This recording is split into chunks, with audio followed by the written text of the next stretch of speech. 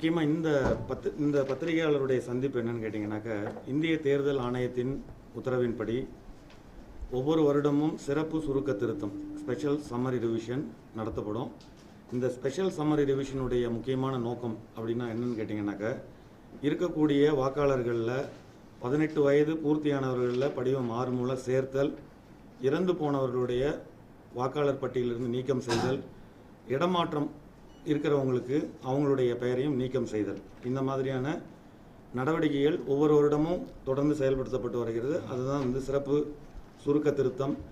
இதில் முக்கியமாக சென்ற சிறப்பு சுருக்க திருத்தத்துக்கும் இந்த சிறப்பு சுருக்க திருத்தத்துக்கும் உள்ள அட்வான்டேஜ் அல்லது நல்ல ஒரு கூடுதலான சிறப்பம்சம் என்னன்னு கேட்டிங்கனாக்கா, எப்பயுமே நடக்கக்கூடிய இதே விஷயங்கள் இந்த சிறப்பு சுருக்க திருத்தத்தில் முக்கியமாக ஒவ்வொரு வாக்காளர்களும் தனக்கு ஏற்கனவே வழங்கப்பட்டிருக்கக்கூடிய பெயர், பிறந்த தேதி, வயது, உறவினருடைய பெயர், உறவின் வகை, புகைப்படம், பாலினம் போன்ற இந்த விஷயங்களை சரிபார்த்து கொள்ளலாம்.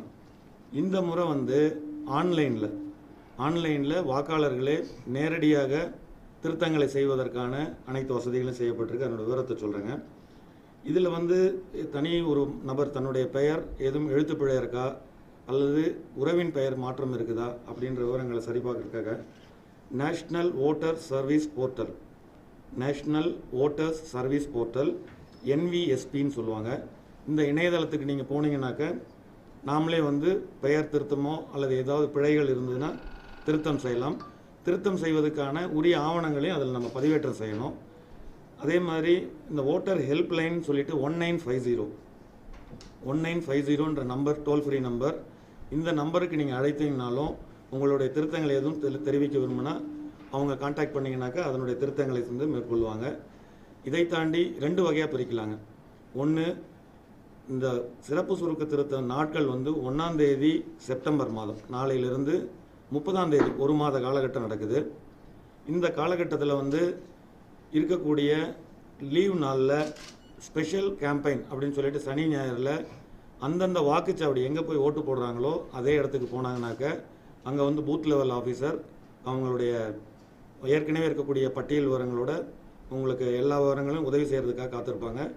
ஏதும் திருத்தம் இருந்தால் திருத்தங்களை மேற்கொள்ளலாம். படிவத்தில் புதுசாக சேர்க்கணும் அப்படின்னாக்க உரிய ஆவணங்களை அங்கே சமர்ப்பிக்கலாம். இதை தாண்டி இது சிறப்பு சுருக்க திருத்தம் சிறப்பு முகாம்களுக்கான சனி ஞாயிறு நாள். மீதி இருக்கக்கூடிய நாட்களில் ஏற்கனவே சொன்னது போல் நேரடியாக தனி வாக்காளர் நேஷ்னல் ஓட்டர்ஸ் சர்வீஸ் போர்ட்டலுக்கு போய் மாற்றம் செய்யலாம். இணையதள வசதி இல்லை அப்படின்னாக்க ஓட்டர் ஹெல்ப்லைனுக்கு நேரடியாக அவங்க கால் பண்ணி அவங்களோட உதவியை பெற்றுக்கொள்ளலாம்.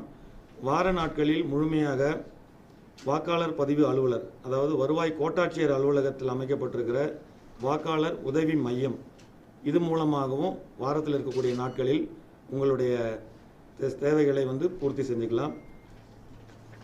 அதுக்கு அடுத்ததாக இந்த விவரங்களில் உங்களுக்கு ஏதேனும் கொடுக்கப்பட்டிருக்கிற விஷயங்கள் ஒரு சின்ன திருத்தம் தேவைப்படுது அப்படின்னா அதில் ஏதாவது ஒரு ஆவணத்தை இணைக்க வேண்டிய ஒரு சூழல். அதில் என்னென்ன கொடுக்கலான்னு கேட்டிங்கனாக்க, இந்திய கடவுச்சீட்டு, பாஸ்போர்ட்டு, ஓட்டுநர் உரிமம், ஆதார் அட்டை, குடும்ப அட்டை, அரசு ஊழியர்களுக்கான வழங்கப்பட்டுள்ள அடையாள அட்டை, வங்கி கணக்கு புத்தகம், உழவர் அடையாள அட்டை, PAN card, NPR national population register மூலம் வழங்கப்பட்டிருக்கிற மின்னணு அட்டை, இது சம்பந்தமாக தண்ணீர், தொலைபேசி, மின்சாரம், எரிவாயு இணைப்பு பெற்றதற்கான ரசீது. பணி முடிந்து 1/9 30/9 பணி முடிந்து 15/10 வரைவு வாக்காளர் பட்டியல் வெளியிடப்படும். இந்த வரைவு வாக்காளர் பட்டியல் அனைத்து வாக்குச்சாவடி மையங்களிலும் வைக்கப்பட்டிருக்கும். இந்த 1/1/2020 ஜனவரி 1ஆம் தேதி 2020 அன்னைக்கு 18 வயது பூர்த்தியான எந்த நபர்களும் புதிதாக சேர்க்க தகுதியுடையவர்கள். இந்த 18 வயது பூர்த்தி 18 வயதிற்கு கூடுதலான உள்ளவங்க ஏற்கனவே விடுபட்டிருந்தாலும் இந்த முறை படிவம் 6 மூலமாக அவங்க தன்னுடைய பெயரை சேர்த்து கொள்ளலாம். 15/10 முதல் 30/11 வரை. இது அல்லாமல் 2/11, 3/11, 9/11, 10/11 ஆகிய விடுமுறை நாட்களில் நடக்கக்கூடிய சிறப்பு முகாம்களில் எந்த வாக்குச்சாவடியில் போய் ஓட்டு போடுறாங்களோ அங்கேயே நீங்கள் இதனுடைய ஏற்கனவே சொல்லப்பட்டிருக்கிற அந்த சேர்த்தல், நீக்கம், திருத்தம் இதெல்லாமே செய்யலாம்.